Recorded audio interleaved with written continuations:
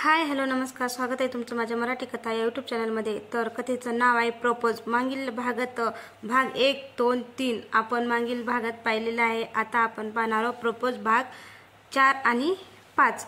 चला तर मग कथेला सुरुवात करूया। मेडिकलची स्टुडंट आहे। आपला प्रयोग कसा झाला हे एखाद्या प्राण्यावर टेस्ट करून बघायची जणू सवय झाली।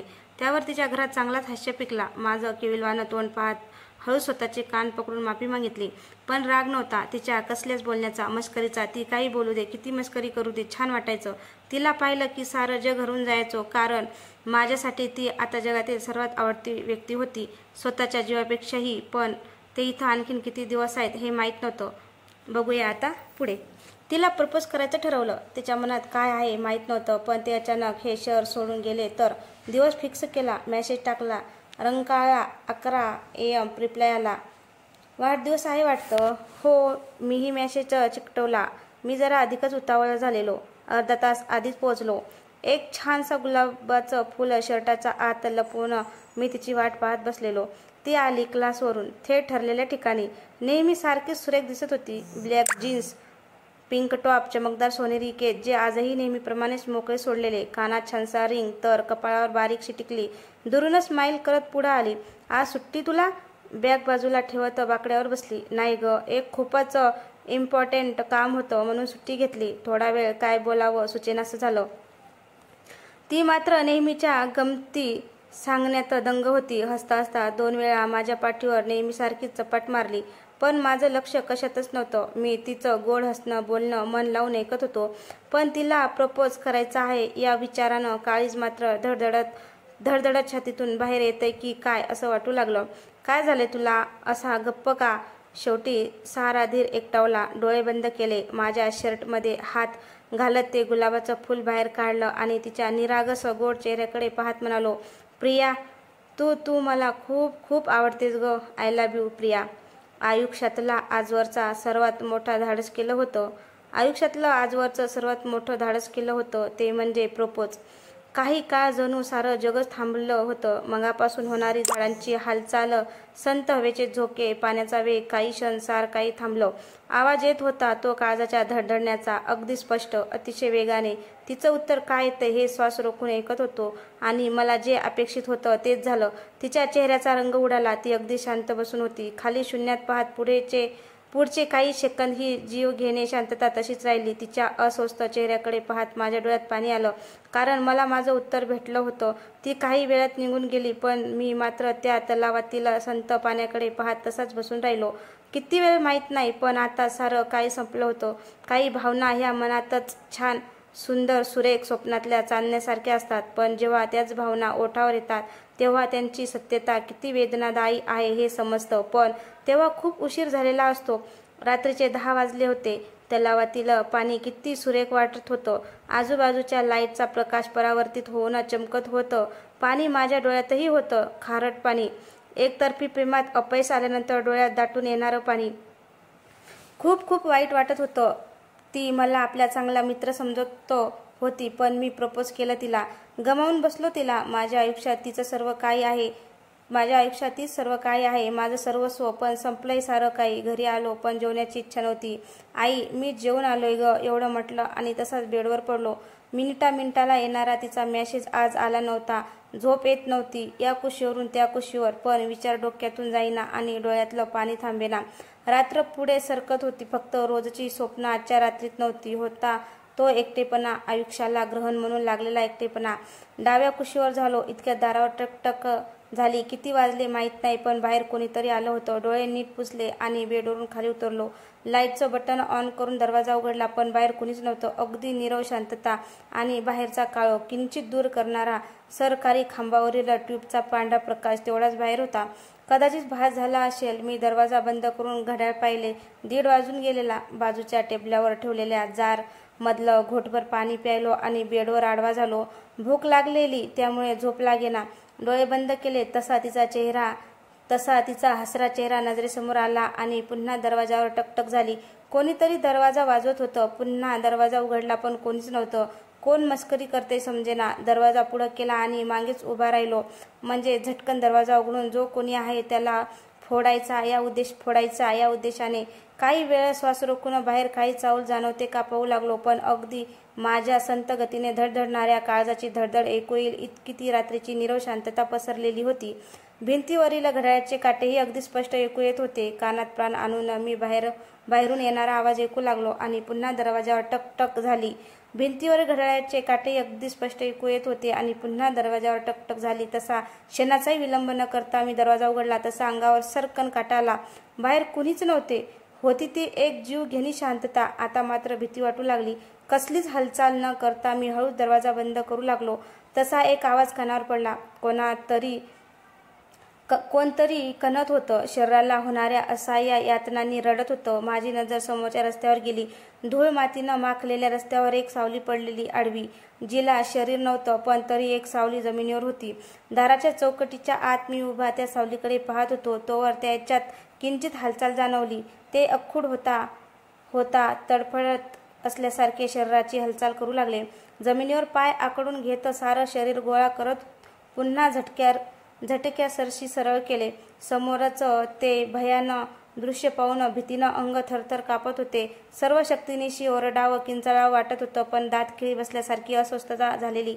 पाय जमिनीत रुतल्यासारखं मला जागेवरून हालता येईना. संपूर्ण शरीराला जणू लकवाच मारला. उघड्या डोळ्यांनी फक्त पाहण्याशिवाय काहीच करता येत नव्हतं. असं वाटत होतं की असह्य वेदनेने कणत होती, तळमळत होती आणि त्यामुळे रस्त्यावरचे खडे आजूबाजूला सरकत होते. आता ती सावली माझ्याकडे सरपटत येत असल्याचं लक्षात आलं.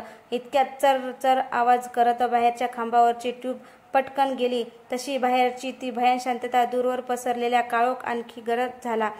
आकाशातल्या चंद्रबिंबांच्या नितळ प्रकाशात ती सावली आता आणखी गडद काळी कुट्टू दिसू लागली. तिच्या आवाजातील घर काळजाचा थरकाप उडवत होती. ती काळी तुट्ट आकृती तशी जमिनीवरून माझ्या दिशेने सरकत पुढे येऊ लागली. मी मागे सरकण्याचा प्रयत्न करत होतो, पण व्यर्थ. त्या आकृतीनं दरवाजा जवळ येत माझा डावा पाय घट्ट पकडला. एक घट्ट पकड जसं एखाद्या श्वापदाच्या जबड्यात माझा पाय सापडला होता. आणखी घट्ट पकड करत ते मान वर करून माझ्याकडे पाहू लागले. लाल तांबूस रंगाचे डोळे माझ्यावर रोखले होते. मी डोळे विस्फारून त्याला पाहत होतो की झटकन माझा पाय खेचला आणि मी जमिनीवर आपटलो. माझं लकवा मारल्यासारखं शरीर कसलीच हालचाल करण्याच्या स्थितीत नव्हतं. ते आता माझ्या अंगावर तसंच सरपटत येत होतं. त्याच्या घरघरणाऱ्या आवाजात मेंदू बधीर होत निघाला. माझ्या पोटावर उभं राहत त्या आकृतीने आपले दोन्ही हात हवेत पसरले आणि झटक्यासरशी माझ्या शरीरात घुसली. तसा खाडकन जागा झालो. अंग घामानं भिजलेलं. उठून बसलो. अंग थरथर कापत होतं, पण मी माझ्या बेडवर नव्हतो, तर बंद दरवाजाच्या जवळ होतो. लाईट सुरूच होती. हे स्वप्न होतं. डाव्या पायावर काहीतरी चरचरत होतं. 10 होत होता. मी नाईट पॅन्ट वर करून पाहिलं आणि वरण दिसत होता. हातांच्या पंजाचा अंग अजूनही थरथर कापत होतं. सकाळी आवरून कामावर गेलो, पण लक्ष लागत नव्हतं. रात्रीचं स्वप्न कधीच डोक्यातून गेलं होतं, पण स्वतःच्या मूर्खपणावर राग येत होता. मी तिच्या निखळ मैत्रीला कायमच मुकलो होतो. आजही तिचा एकही मेसेज नव्हता. मिस कॉलही नव्हता. इतका तिरस्कार करत होती माझा. इतका राग आलेला तिला माझा. खरंच मी तिच्या मैत्रीला समजून घेतलं नाही, पण मीही प्रेम केलं तिच्यावर. म्हणून तर तिच्या अप्रत्यक्ष नकारानंतरही तिच्याबद्दलचा आदर प्रेम भावना कमी झाल्या नव्हत्या. रात्री उशिरात घरी आलो. बॅग ठेवत सोफ्यावर अंग टाकलं. डोळे बंद करून तसाच बसून होतो. संध्या. इतका राग मनात धरायचा. कानावर पडलेल्या त्या शब्दात राग होतो, आणखी आदेशही होतो. हो ना, खूपच राग आहे त्याला. पुस्तकातून डोकावत माझी छोटी बहीण पूजा थोडी रागातच बोलली. पूजा, तू अभ्यास कर. आणि आई, कसला राग? काय बोलतेस? मग पाहून तरी ये तिला. म्हणजे कोणाला? आई. जरा नीट सांगशील का? म्हणजे तुला काहीच माहीत नाही. माझ्या काळजात चरकन झाला. आई, कोणाला काय झालं? काल रात्री दवाखान्यात नेलं. पोरीचं सारं अंग आखडून गेलेलं. काल रात्री तू यायच्या आधीच नेलं प्रियाला. आईचं बोलणं ऐकताच डोकं सुन्न झालं. प्रियाला दवाखान्यात नेलं आणि मला माहितीही नव्हतं. झटकन उठलो आणि गाडीला किक मारली. सुसाट वेगाने माझी गाडी त्या हॉस्पिटलच्या दिशेने धावत होती. काय झालं असेल तिला? पुन्हा तोच त्रास तर. हॉर्न देतच रस्त्यावरून गाडी वेगात जात होती. सगळ्यांना मागे टाकत 2 वेळा ट्रकला ठोकता वाचलो. हॉस्पिटल समोरच गाडी लावत आत शिरलो. प्रियाचा भाऊ समोरच होता. त्याच्या डोक्यालाही पट्टी बांधलेली. हे काय झालं रे तुला? आणि कुठं आहे प्रिया? त्याच्या डोळ्यातलं पाणी पाहून माझ्या काळजात धस्स झालं. दोघेही चालत ICU रूम जवळ आलो. तिची आई बाबा दोघेही बाहेरच उभे होते. मला पाहून तिच्या आईला अश्रू अनावर झाले. दरवाजा जवळ जात जात पाहिलं, ती आत बेडवर पडून होती. निपचिप, निस्तेज, एका असाध्य रोगानं ग्रस्त रुग्णासारखी कोमेजून गेलेली. हळूच दरवाजा उघडत आत गेलो, पण ती शुद्धीवर नव्हती. तिची अवस्था पाहून खळकन डोळ्यात पाणी तरळलं. फक्त 10 दिवस झालेले. तिला याच हॉस्पिटलमधून घरी जाताना आमची किंचितशी ओळख झालेली आणि तिच्या स्वभावाचा फॅन झालो. तिची मस्करी, बोलणं सारं एकदम नजरेवर आलं. काय झालं प्रियाला? का असं होतंय तिला? आणि मला कुणीच का नाही सांगितलं? बोलत मी तिच्या बाबांकडे पाहिलं. प्रिया म्हणाली होती, आपल्यामुळे कुणाला त्रास नको व्हायला. तिच्या बाबांचं उत्तर ऐकून काळीजच फाटलं. तिच्यासाठी इतका दुरावलो मी. तिला प्रपोज करून इतकी मोठी चूक केली का मी? स्वतःचा तिरस्कार वाटावा असं वागलो होतो मी. ICUचा दरवाजा उघडून डॉक्टर आत आले. रिपोर्ट आणले का सांगितले हो साहेब? तिच्या भावाने रिपोर्ट फाईल डॉक्टरांच्या हातात ठेवली. फाईल हातात घेत एकाएक रिपोर्ट चालू लागले. तसे अनुभवी नावाजलेले डॉक्टर होते. विरळ होत चाललेले पांढरकट केस, किंचित सुरकुतलेला उभा चेहरा, सरळ नाकावर चौकोनी फ्रेमचा जाड चष्मा, जाड पांढरट मिशा, चकचकीत दाढी, भुया किंचित आकसत. त्यांनी रिपोर्टची सारी पानं पुन्हा पुन्हा पाहिलीत आणि डोळ्यावरचा चष्मा काढला. आम्ही सर्वत्र गंभीर मुद्रेने त्यांच्याकडे पाहत होतो. माझ्या तर काळजाचा क्षणाक्षणाला ठोका चुकत होता. ते काय सांगतील? परमेश्वरा, जे काय व्हायचं ते मला होऊ दे, ती बरी होऊ दे. मनातून मी माझ्या ईश्वराचा धावा सुरू केला. सगळे रिपोर्ट तपासलेत, जुने नवे, सगळ्या टेस्ट करून झाल्या, पण कुठंच काहीच प्रॉब्लेम दिसत नाही आहे. डॉक्टरांचे शब्द ऐकून आयुष्यातला सर्वात मोठं समाधान भेटल्यासारखं वाटलं. पण तरीही त्यांना त्रास होतोय. केस बरीच कॉम्प्लिकेटेड वाटतंय. डॉक्टर तिच्या बाबांशी बोलत बाहेर पडले. मीही तिच्याकडे पाहिले आणि बाहेर पडायला ICUचा दरवाजा उघडणार तोच त्या काचेत काहीतरी दिसलं, ज्याने माझं लक्ष वेधून घेतलं. मी जागेवरच थपकलो. तसंच निरखून पाहताना काळजाचा थरकाप उडाला. डोळे विस्पारून मी मागे वळून पाहिलं तर प्रिया तशीच पडून होती आणि पुन्हा समोर पाहिलं तर मागे बेडवर झोपलेल्या प्रियाचं प्रतिबिंब समोर दरवाजावरील काचेत दिसत होतं. तिच्या अंगावर उभी एक धूसर आकृती दिसत होती, जशी एक सावली पुरुषांची. तिच्या बेडवर उभी, दोन्ही हात हवेत पूर्ण पसरलेले आणि वर छताकडे पाहत तोंडाचा जबडा पसरलेली ती आकृती पाहून अंगावर शहारा आला. मी त्या आकृतीची होणारी हालचाल पाहत होतो. त्या आकृतीने हवेत पसरलेल्या आपल्या दोन्ही हाताच्या मुठी करकचून आवळल्या आणि झटक्यासरशी प्रियाच्या शरीरात सामावली. त्या आघातासरशी प्रियाच्या तोंडातून आर्त किंकाळी बाहेर पडली. सर्वांग आखडून गेलं. असह्य वेदनेने गुटके आखडून घेतले आणि सारं शरीर गोळा करत रडू लागली, किंचाळू लागली आणि तिची आई तिला सावरू लागली. पण काळीज पिळवटून टाकणार तीच किंचाळणं सुरूच होतं. काय करावं सुचेना. तसंच धावत डॉक्टरांना बोलावून आणलं. इकडे तिच्या वेदना वाढतच होत्या. मासा पाण्याविना जमिनीवर तडफडावा, झटके खावा तसं तिचं सारं शरीर तडफडत होतं. क्षणाक्षणाला झटके खात होतं आणि पुन्हा बेशुद्ध झाली. डॉक्टरांनी तिची अवस्था पाहिली आणि शांतपणे म्हणाले, तुमच्या मुलीचे रिपोर्ट तर नॉर्मल आहे. सगळं चेकअप करून पाहिलंय.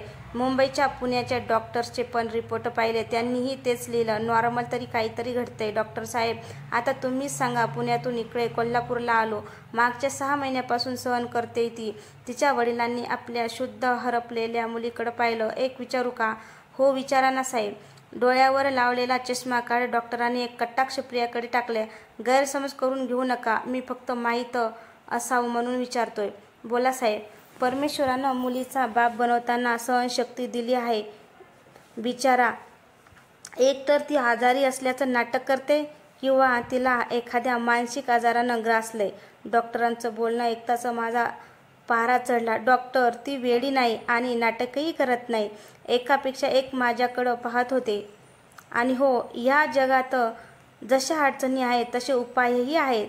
ती बरी होईलच. तुमच्याकडून काही होईल का ते सांगा. मी आवेगात बोलून गेलो, पण सर्वच निरुत्तर झाले. डॉक्टरांनी एक कटाक्ष माझ्याकडे टाकला आणि बाहेर निघून जात तिच्या बाबांना सोबत यायला सांगितलं. आई, त्या केविलवाण्या यातनेत भरलेल्या आवाजानं आम्हा तिघांचं लक्ष वेधून घेतलं. तिची आई धावतच तिच्याजवळ जात तिचा हात आपल्या हातात घेत म्हणाली, बोल बाळा. मी कधी बरी होणार नाही का गं? तिचं ते वाक्य मनाला चटका लावून गेलं. मी दुरूनच तिला पाहत होते. बरी होशील ग बाळा, आम्ही आहोत ना. खूप त्रास होतोय ग आई. आता असं वाटतंय या वेदना माझ्या प्रेतासोबतच संपतील ग. असं नको बोलू बाळ, आपण आणखी चांगल्या डॉक्टरांकडे जाऊ. आई तिला धीर देत होती. नाही सहन होत आता. प्रिया मनापासून थकली होती. आई, खूप स्वप्न पाहिली होती ग. डॉक्टर व्हायचं होतं. वाचवशील का ग मला? काळीज पिळवटून टाकणारा तिचा शब्द निशब्द मनात घर करत होता. काही गोष्टीवर औषधाबरोबरच आणखी एक उपाय करावा लागतो. तिच्या भावाने माझ्याकडे पाहिले. कसला उपाय? जेव्हा डॉक्टरही हतबल होतात तेव्हा स्वतः सांगतात, आता सर्व काही परमेश्वराच्या हाती आहे. तर मित्रांनो, तुम्हाला ही कथा कशी वाटली? कथा आवडल्यास लाईक, कमेंट, शेअर करायला विसरू नका. आणि आपल्या चॅनलवर कोणी नवीन असेल तर चॅनलला सबस्क्राईब करा. धन्यवाद. भेटूया पुढच्या भागात.